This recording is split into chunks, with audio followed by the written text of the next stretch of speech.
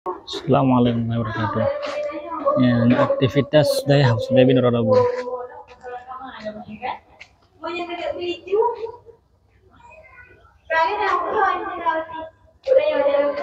Ini rutinitas sit, roh, titik roh. Tahu ya Yuda?